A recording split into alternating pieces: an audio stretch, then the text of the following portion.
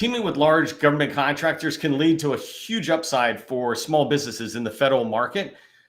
Whether you want to subcontract under them or whether you want to prime and have them work with you, it all begins with getting in the door and starting and building those relationships. That's what we're going to be talking about today, is how to get in those doors with large primes.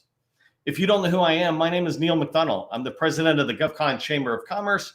I'm excited to have you here today on my daily federal sales training, where I share tips for success in the federal market.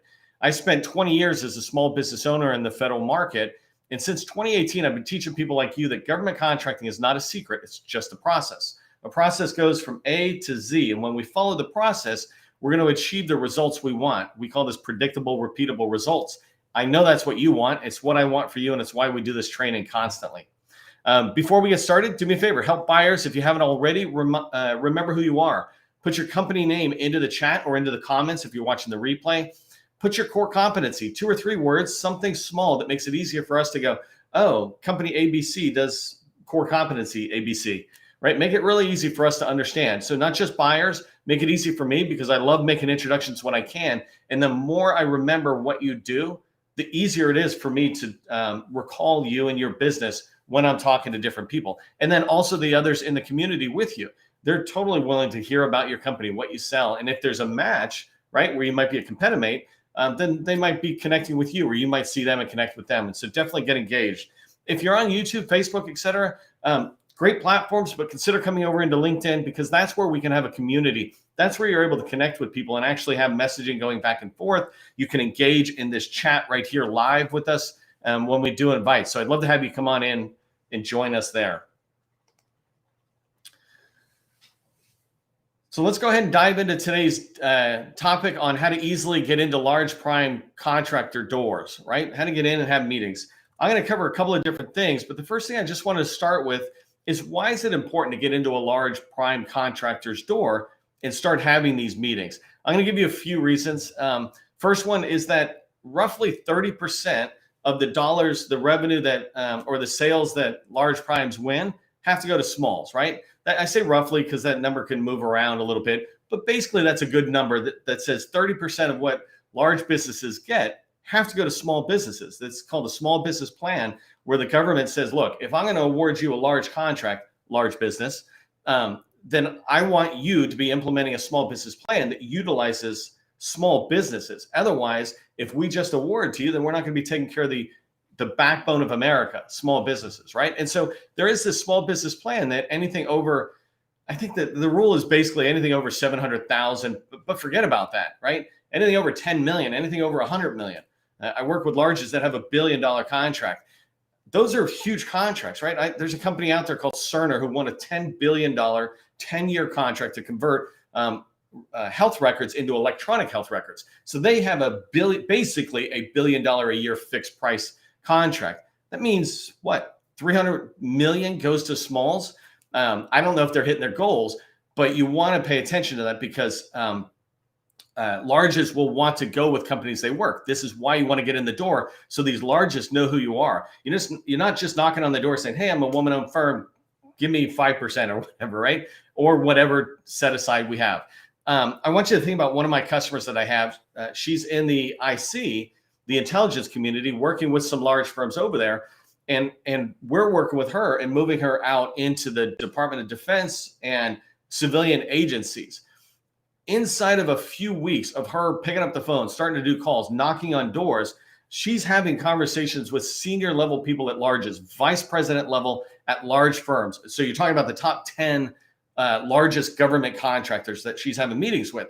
And she's able to move that relationship forward because she's been working with them for a few years. That's just continuing it, right? It's not like she's, doing $100 million a year or something. She's in a reasonable space, but she's moving over saying, I'm working with you.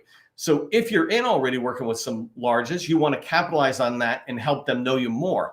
If you're not, you want to start that relationship. So you start getting some small wins with them, and then you're able to knock on more and more doors. There's thousands of buyers within these large primes. I was talking with somebody at Boeing, and they were saying there's like 14,000 buyers in Boeing. So when you think about how many people potentially could use your services, it's not all 14,000, right? It depends on your category, but you want to make sure they know you, so that when they're looking at their small business plan and making their small business plan, and they're thinking about that 30%, the first place they're going to look are proven suppliers, proven vendors, proven teammates that they're working with. They're going to look over here and say, well, you're working with us there. Why don't we work with you over here? So that's the first reason why it's important to get into large primes, is to get part of that 30%, basically set aside to smalls. The second thing is you're getting access to new and awarded contracts that maybe you didn't have access to before. So an example is, if there's contract vehicles that only large primes have, well, you're never going to be able to prime contract that. But if you get in and build a relationship with the large, if you get in the doors, then you potentially can get on those teams, whether it's new opportunities that they're going to go after, new task orders, or flat out new, whole new contracts, or whether it's existing contracts. And larges, don't ever go with this myth that once a contract's awarded, there's no room on the team. There's always room on the team. And the bigger the contract, the more room there is, because there's a need. Things change. Maybe a small graduates that was originally on the team and they can't compete anymore. Maybe another teammate is no good, like they want somebody different. Maybe all the teammates are struggling to find people who can do what you do, right? So there's always room. You just have to build a relationship. I'll give you an example. Crane, Indiana, there's a naval installation out there, and GDIT is a very large prime, right? They're in the top 10. And they have a large program out there to run all the IT work. And one of my customers did this, knocking on doors with large primes, knocked on doors to GDIT. She hadn't worked with them before, right? She just had experience in the IT space. She knocked on the door.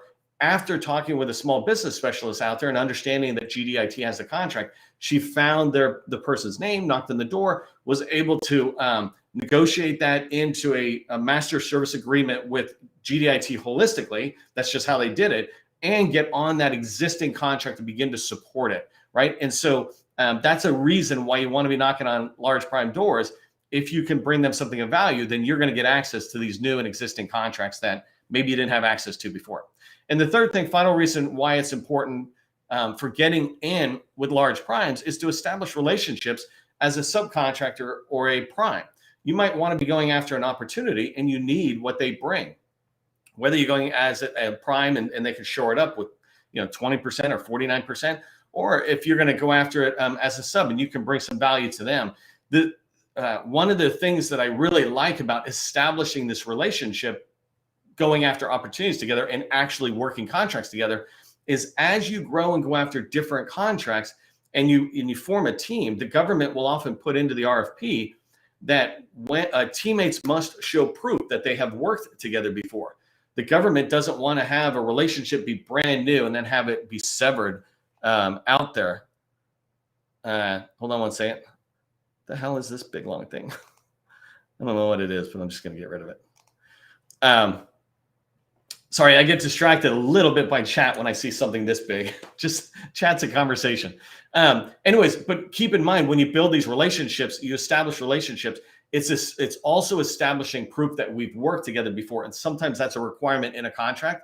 And so you want to start establishing these relationships with larges if you envision a year from now, 2 years from now, going after bigger contracts, 20 million, 50 million. So if you understand the value that I'm trying to communicate here about working with larges, knocking on large prime doors, then put large prime into the chat. Let me know you're tracking. By the way, I saw just a comment, because Brenda, it's a good point that sometimes people get discouraged that it might take time. What might take time is getting on a contract. What should not take time is getting in the door, right? Anybody I work with, you can get in the door within 2 to 4 weeks. If you've got a reason that they should talk with you, you can get in the door.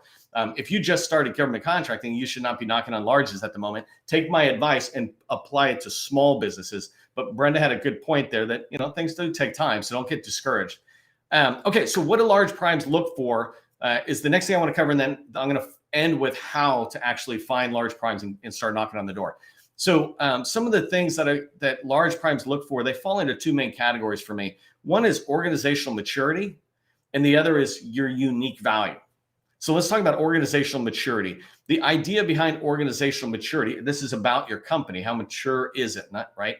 It reduces risk. Large primes, one of the biggest things they're looking for is to make sure if they bring you on, you're not going to increase the risk to the project.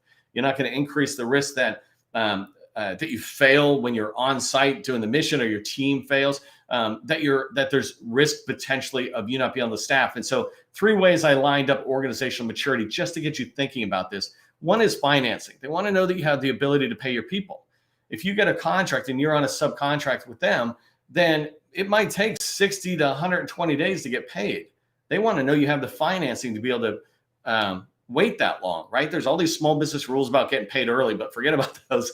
It's a risk to the large when they worry about, can you keep your people paid if they don't pay you because the government doesn't pay them or whatever. And so they want to see strong financing. And by the way, a separate training I'll do, but getting financing is not that hard when you have a contract. It's a little hard when you don't have any invoices out there, but once you have invoices out there, it's not that hard, especially on the government side. The second one is staffing, right? From an organizational maturity standpoint, they want to know about staffing and retention, your ability to hire up people, because if I'm going to give you 10 positions on a team, 20% of a contract or something, and it has 10 people on that team, then I need to know you're going to be able to hire those people and have them ready on day one when we have the contract award. Or if there's turnovers, that you have a process in place that allows you to hire up. So they're looking for that. They're also looking for retention.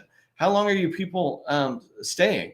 I often see people talk about how many veterans, and I'm a veteran, right? I can kind of say this, how many veterans there are in the company. What I want to see is how long are you people staying, right? How long are your people staying? Because if your people come in, veterans or not, but they're leaving, then that's a risk to the large prime. It's a risk, obviously, to the government contract, but it's a risk to the large prime because they're the ones who get dinged. We don't get dinged as subcontractors by the government. The prime gets dinged. And so when we talk about organizational maturity, one area is staffing and retention. We want to make sure you can hire people and keep them.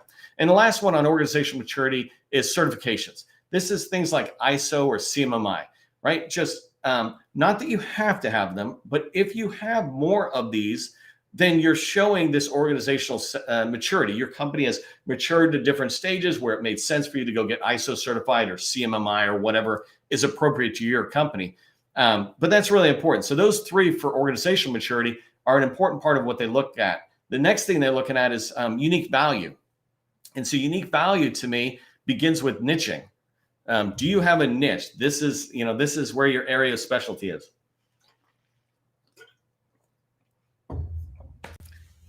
So when you think about a niche and as it relates to a large prime that you're going to go work with probably does a business that's similar to yours. These billion-dollar companies do everything. There's no way you can do everything, right? And so what they want to see is, what can you bring? What's your specialty? And I'll give you 2 examples with 2 customers that I have. One is elevators, right? I have a company that when we started working with her, she was doing construction and these couple different things, but then she narrowed down and said, well, you know what? Our niche is this. We do elevators better than anybody else. And she started knocking on large billion-dollar construction companies saying, hey, we do elevators. And they were able to have conversations, and she's in there having dialogues about going after opportunities. But they valued that niche that she brought because they're saying to themselves, hey, we build buildings or we build whole campuses. If you can handle the elevators, that's awesome. So, so that's a niche down in the construction side. If you think about cybersecurity, somebody might be going after cybersecurity contracts, or large primes have these huge cybersecurity contracts for different agencies. Well, if you can come in, and I have a customer who has an expertise around ATOs, the authority to operate or approval to operate, can't remember. I think it's authority to operate, but it doesn't matter. ATO is a very niche down part of the cybersecurity world. If you can come in and say, hey, we really are able to do this, not just to the T following the process, but because of the way we do it, we're able to do ATOs in 50% less time, which is a huge deal around getting an ATO done. But if we're able to do that, well, that's attractive to the large prime. They see that niche. And so they begin to see where you could fit into their contracts, future or the ones they already have. So that's one unique value, right? Niching down. The second one could be agency mastery. And here you're talking about understanding, it's examples of understanding the processes the agency follows. So I was talking about that company that does ATO or cyber. Well, do you understand how this agency, like Navy, for example, how do they talk about cyber? What are the policies internally that they follow? What's the process for them related to that? And then another part of agency mastery is relationships, right? Do you have relationships within this agency, if I continue for a second, the cyber and the Navy, do you know the cyber CISOs or the Navy CISOs and the people who are involved in cyber? Do you know them across the Navy? Like, do you know them in certain areas? Do you know a lot of the contractors who are actually out there maybe doing cyber work that we can track on, either work with or ghost or whatever? And so larges appreciate this unique value that you might bring with agency mastery, this true understanding of the agency. I like to say it's as if you know the agency better than anybody who's working there. And the third thing, final thing on unique value that you could be bringing to large primes that make it so much easier for those doors to open up to you when you start knocking on them, is bring things that they don't have, or at least know what you have that they don't have, so you can add it to the niche and the agency mastery type thing. So examples of what they don't have access to small businesses, right? Large primes do not have access to total small set-asides. They don't have access to women-owned, SDVO, HubZone, or 8A set-asides. And so if you're one of those designations, in one of those small business programs, you're bringing that to them. Hey, I can give you access to the women-owned set-asides, and I've been pursuing them and trying to push some to women-owned set-aside. I'm a woman-owned small business, and I'd love for you to come in so that we can go after it together.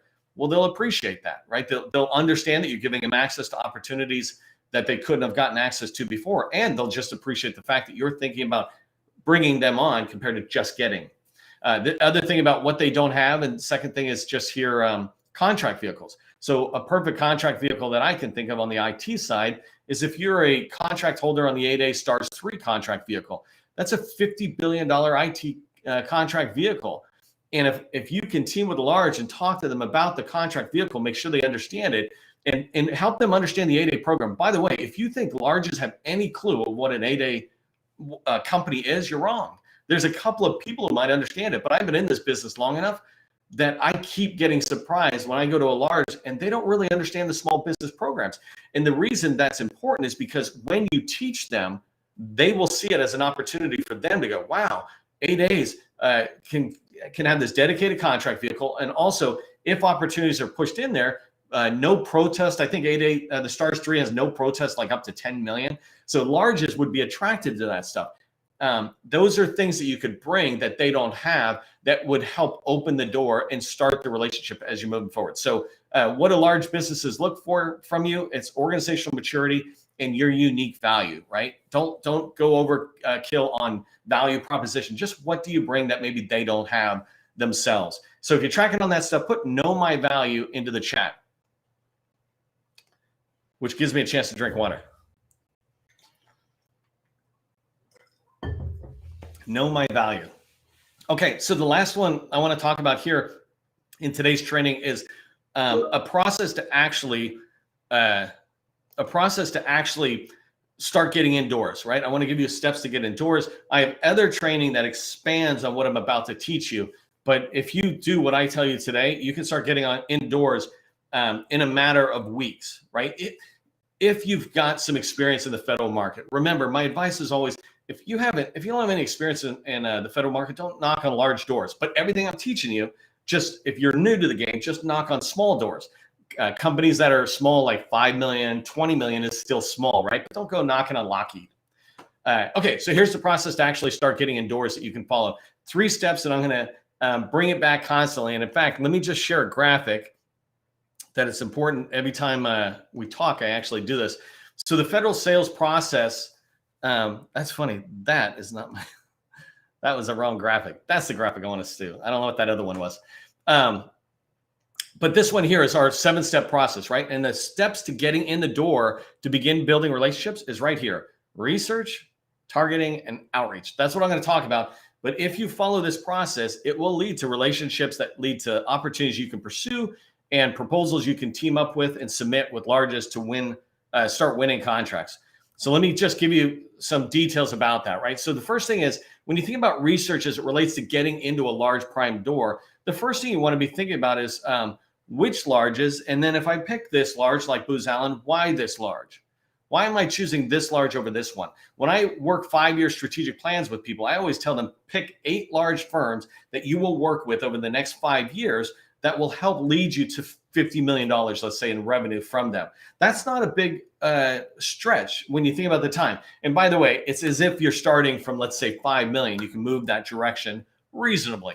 But why this large is one thing you want to think about with research. And so you want to, the research and the answers to the why this large come from FPDS or which agencies they're in. Are they aligned in similar agencies that you want to get into and similar work you want to do? And then the other part of research, just the second big one you want to pay attention to, because large firms are really huge, hence the word large. You want to find out what divisions are ideal for you. So if you go into the Navy, they have 10 buying commands. Not all of them are for you. And if you go into GDIT or you go into Boeing, they have different divisions. They call it different stuff, but some of them fit for you. Some of them are related to airplanes, and that's you. Some of them relate to just pure emerging technologies or IT or something like that. And so you want to figure out which IT or which large firm to go into and then which division to go into, because that helps you with the second step, which is targeting. Targeting really is really straightforward, right? It's about building a list of 100 people whose doors you want to knock on. It's that straightforward. When we work with customers, we build a list of 100 to 200 people and say, let's go get in. But a simple way for you to think of it is when I'm done with targeting, I have 100 names, emails, and phone numbers that I can reach out to. This information, by the way, I would not put it into your CRM or any fancy tool. Just put it in the spreadsheet until you reach somebody, because often when you're doing this kind of research, what you'll find out is that maybe the person's not there anymore, or maybe they're just not interested in talking with you. All of that is fine, but you don't need to add junk into the CRM. You just want to add people you've contacted and they are willing to talk with you.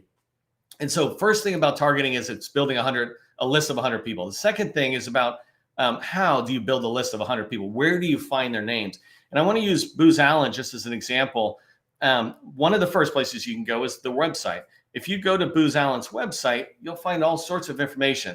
So one of my favorite places to go is the contract vehicle section. I can find a bunch of people's names, numbers, and emails there. Another place on Booz Allen in particular that I love going to is their blog. If I go in and look at their blog, and let's say I'm doing artificial intelligence, I'll find some articles on AI, and then at the bottom, I'll see who writes it, and then I'll click on them, and I'll see that they're part of this team with these other 5 people. And Booz Allen encourages communication with other people, and so they say, connect with us on LinkedIn, and they share their LinkedIn profile. Excuse me. And so this leads to the second place where you can find people. You can go to LinkedIn, right? You can go into LinkedIn and search in LinkedIn for people. And when you search it and you filter it to the company that you're trying to go after, let's say Booz Allen, then you're going to find thousands. Like Booz Allen, you're going to find 10,000 plus people in there. Then your job is to whittle it down to the type of people you want, right? And in this case, I tend to start with people who have titles like business developers. Third place you can go look is agency websites. This is another one of my favorite ones. This is one of those secrets that the minute you tell people, it becomes just a process step. But go into agencies and try to find where they list. And generally, this is on the contracting site or the small business site. But try to find where they list small business primes. Large primes serving this agency. Most often, you'll see this list that has the company name, some other information, and a point of contact with their phone number and their email. It's like gold, right? And so every agency you go into, you'll find 1 or 2 or 3 names for a particular company. But you start doing this and you're building a list. It's just one more place you can get names.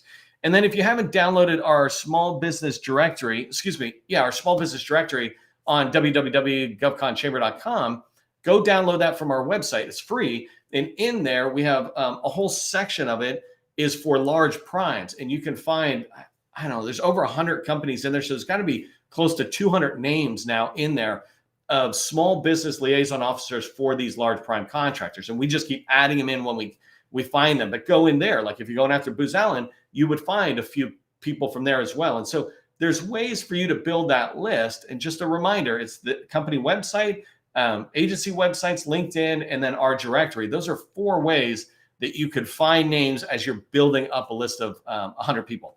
So the last step on the process to actually reaching or starting to get in the door is outreach, right? So you researched, you did targeting, and now you do outreach. And that's just a 15 to 30 minute call. You're just trying to schedule a call. And here's the very simple process that I follow that gets me or my customers in the door all the time. Not sales, just in the door for that first meeting, right? You're starting to build a relationship. It's I call and I leave a voicemail. If I happen to get them, then I ask for an introduction meeting. I don't talk right then and there. I'm trying to schedule an introduction meeting, which allows me to do a little preparation before I actually go in the meeting. When I call, I almost always get a voicemail. So I leave a voicemail saying what I want and then follow up a few hours later with an email. I wanted to give you a quick story, and I know I'm running out of time here, but we have a customer who just wrapped up our workshop this week, in fact. And so we got one more if anybody wants to come in. But we just wrapped up the workshop with her. And one of the discussions we were having is together with her, we had reached out to a lot of people at two very large primes, right? They're in the top 10. And we were saying, how many no's did we get? We got no no's. We only got yeses and no responses. And if you've heard me train before, I say no responses is a yes. Until somebody says no, it's a yes.